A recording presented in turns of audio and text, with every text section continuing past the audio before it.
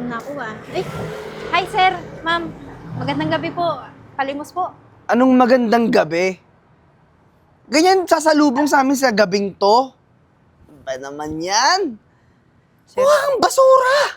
kaya nga po namamalimos eh. Gutom na po kasi ako. Anong gutom? Eh di kumain ka ng bata, mukha ka namang aswang eh. Grabe Tsaka, naman po kayo. anong pangalan mo, Corazon? Unang aswang? Suraida po tawag nila sa akin eh. Ha, Zoraida, hindi ko kilala yun eh. Mukha kasing basura. Ano ba? Huwag mo nga kami. Lumayo ka. Ang alisangsang ng amoy mo. Lumayo ka nga sa amin. Uy, teka lang, Renz. Huwag mo naman ganyanin yung Ali. Wala naman siya masamang ginagawa. Nangihingi lang naman siya. Anong walang masama? Eto nga oh, ginambala niya ako, ginambala niya tayo. Alam mo ba, huwag ka masyadong lumapit sa amin kasi masyadong mabango kami, ikaw masyadong mabaho. Kasi may kikitain akong kliyente. Bibili sila ng kondo sa amin. Alam mo ilang units yun? Mga 4. Alam mo magkano isang unit? Mga 7 million lang naman. So, kapag nakuha ko lahat yun, sobrang mayaman na kami. Tsaka alam mo gagawin ko sa'yo?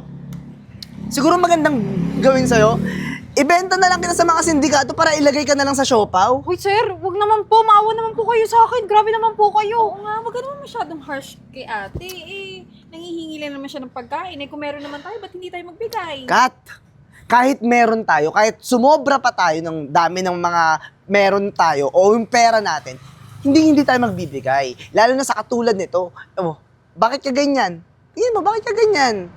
Ah, Eh kasi ganito lang po ako. hindi, tanga. Wala kang pinag-aralan. Ngayon, umasa ka, pinanganak ka dito sa mundo kasi siguro yung nanay mo malandi o naanakan lang.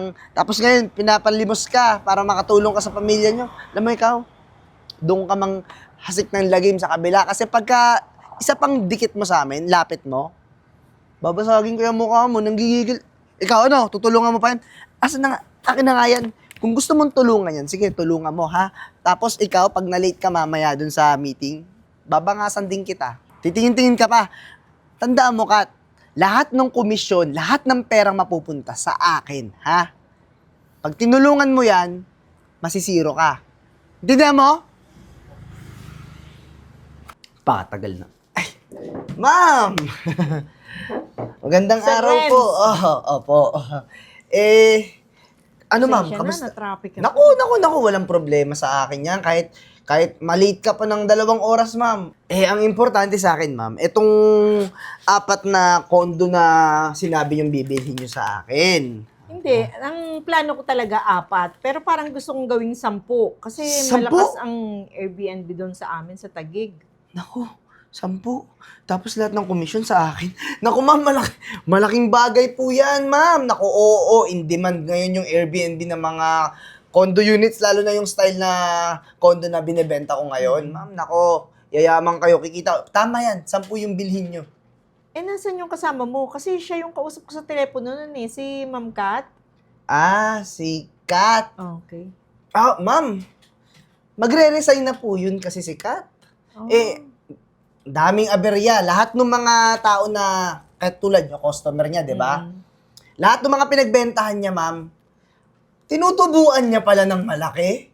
Oo. Ganun ba? Daming kalokohan na ginagawa, kaya parang tatanggalin na yata siya ng boss namin. Siya pa naman yung talagang nag-encourage sa akin na makakuha Ay, huwag mo na hanapin si Kat, ma'am. Andito na ako si Renz, ma'am.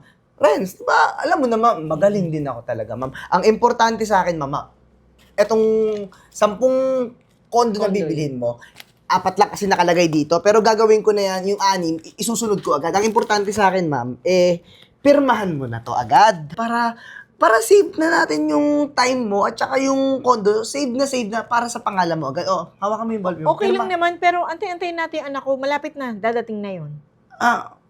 Aantayin pa natin yung anak mo bago mo pirmahan? Oo naman.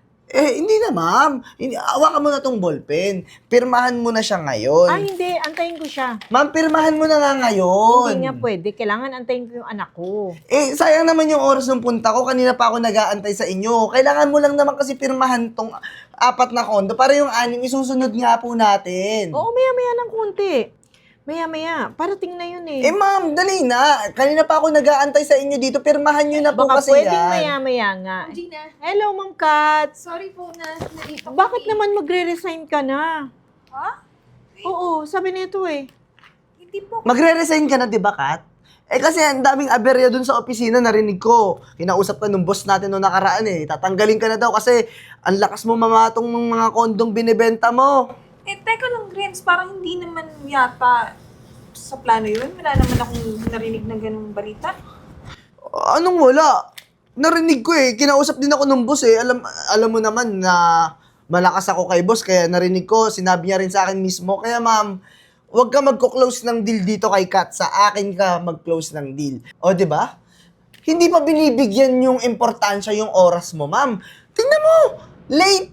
Oh, kung kanino ka man dapat magpasalamat sa akin, yung kanina pa ako nag-aantay sa inyo dito. Oo, sayang Ma'am Kat. 10 unit pa naman kukunin Oo ko. nga po kaso may dahilan naman po ako kung bakit ako na-late.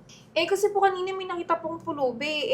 Yung pera ko po kasi nakay Renz Kaya sabi ko, uwi lang po muna ako saglit.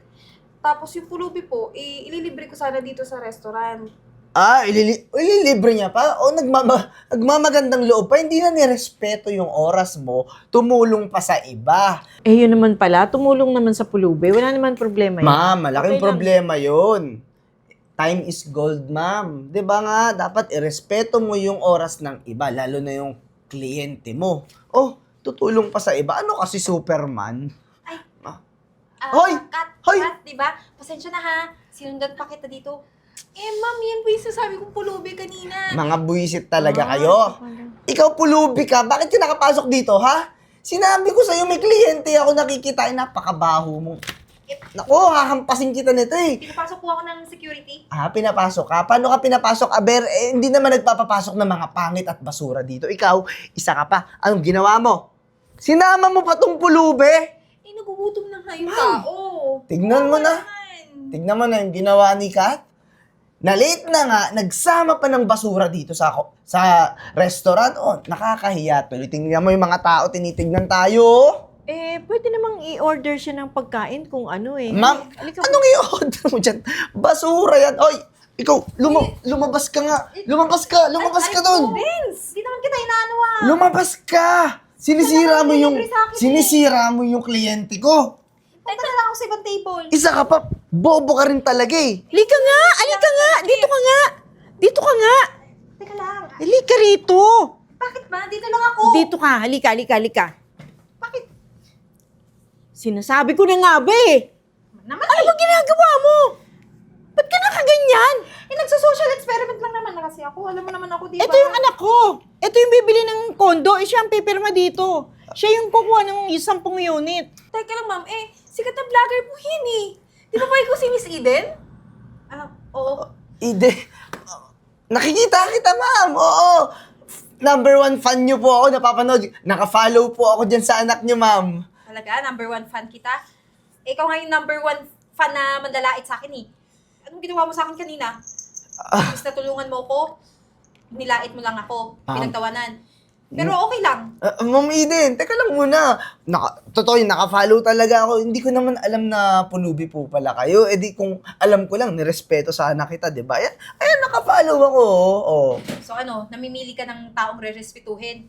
4 lang sana yun, di ba? Yung magiging deal, pero gagawin naming 10. Oo nga, ma'am. Nakausap ko nga po yung mama niya. Eto, ma'am, follow ko na lang yung 6. Kung gusto niyo, ma'am, pirmahan niyo na po para yung 4, eto po, masave na natin. To follow. Pero hindi naman ako sa'yo kukuha Doon kay Miss Kat. Kasi siya naman yung kausap ko. Bakit ka ba nagbibida-bida dito sa nanay ko? Talaga po, maraming salamat, Miss Eden Ako, walang ano man yun. Tsaka ikaw, sikat ka na. Naka-vlog ka Naka-record ka doon sa video ko kanina. Kaya pinupulutan ka na ngayon ng mga kababayan natin, pati sa ibang bansa. Napapanood ka na. Nakakahiya yung ugali mo. Ma'am, wala naman akong paki sa vlog. Ang importante sa akin, sa akin nakipag-uusap yung nanay nyo, kaya sa akin kayo dapat bumili. Bakit ka galit? Ako, sa'yo nakipag-usap. Pero, syempre, iba yung usapan nyo ng anak ko. Ikaw nga, dapat ikaw na yung pumirma dito. Sige na, pirma mo na to. Wala na akong ano dyan. Alam mo, hindi naman Anak ko magdidesisyon. importante yung pera talaga Alam mo yung mas importante sa isang tao? Yung pagiging matulungin. Hindi nang huhusgan ng tao. Kasi kung kasalungat yung gagawin, may karma darating. Kaya ito na, karma is digital. Ayan, nawalan ka ng pera. Kaya, Miss Kat, Mag-usap tayo mamaya. Sige po, ma'am. Miss Eden pala. At ikaw, umalis ka. Umalis ka na dito. Hindi mo ba alam to? Establishment din namin to. Gusto mo pa, kaladkad pa kita sa security namin eh. Hoy, iwan mo yung proposal! Bastos pala yun eh. Kat, hello! Hi, Eden. Alam mo, buti nakarating ka. Eh, yun na nga, kaya ako sumadya talaga dito. Ano ba itong ginagawa mo sa akin? Bakit mo binigyan sa bangko ko ng 5 million? Para saan yun? Ano ka ba? Deserve mo lahat yan. Yung natanggap mong pera, deserve mo yan. Deserve? Bakit? Wala naman akong ginawa ah. Naalala mo yung video? Eh, di ba nandun ako? Eh, simula kasi nun, sumikat ako. Pero, sa mabuting paraan naman. Tapos, dahil doon, maraming bumibili na ng kondo. Pero hindi lang yan dito sa Pilipinas, worldwide. Kaya alam mo yung pera na yan, commission mo para sa'yo lahat talaga yan. Naku, maraming salamat. Pero hindi ko naman talaga to kailangan eh. Tsaka yung ginawa mo, totoo namang ikaw yun. Pero, kung ganun, mukhang iba na yung position mo ngayon dito. Na-promote ka ba? Oo naman, na-promote ako. Ako na nga yung manager dito, samantalang dati, di ba, empleyado lang din. Pero ngayon, kung di dahil sa'yo, Ma'am, ito Congrats. na po yung kape nyo. thank you, Renz. Teka lang. Renz, sa video. Oh, teka lang, bakit janitor ka na lang dito? Di ba dapat ahente ka din? Pero, bakit ganito ang itsura mo? Uy, Ano to? Vlogger ka na rin? hindi. Wala na kasi akong mukhang ihaharap. Simula nung nag-viral yung video mo, ang daming nagde-death threat sa akin, tsaka binabash ako ng mga tao, kaya nagpapanggap na lang ako ng ibang tao para di ako mabash. Sa tingin mo kahit magpanggap ka, kung yung ugali mo ganun pa rin, hindi ka makikilala? Nagbago na nga po ako, kaya nga nag-janitor ako dito para kahit papaano may trabaho pa rin ako eh. Ang swerte mo na lang, tinanggap ka pa rin dito. Kasi naniniwala rin naman ako na baka kaya pa nga ni Renz magbago. Kaya bigyan natin siya ng chance. Yun, sorry na din kasi di ko naman alam na ikaw pala yung anak nung kliyente. Tsaka, di na ako nanlalait, mabait na ako. Siguraduhin mo lang. Kasi kung gagawin mo yan ulit, panibagong karma na naman yung darating sa'yo. So, Kat, congrats. Kasi Thank you din. manager ka na dito. And, pwede ka ba next week? Bakit? Ano meron next week? Di ba binigyan mo ako ng 5 million? Bakit hindi tayo mag-out of the country? Punta tayo ng Singapore. Singapore, go! Marami akong kliyente dyan. O, di ba? Sama ko. Ha? Huwag na. Susunod ka na kapag totoong nagbago ka na. Okay? Sige, mauna na ako ha. Ikaw, may trabaho ka, di ba? Huwag kang makiitsusog. Alis. Sige na, mauna na ako, Kat, ha? Ingat ka. Thank you ulit, Sige. ha?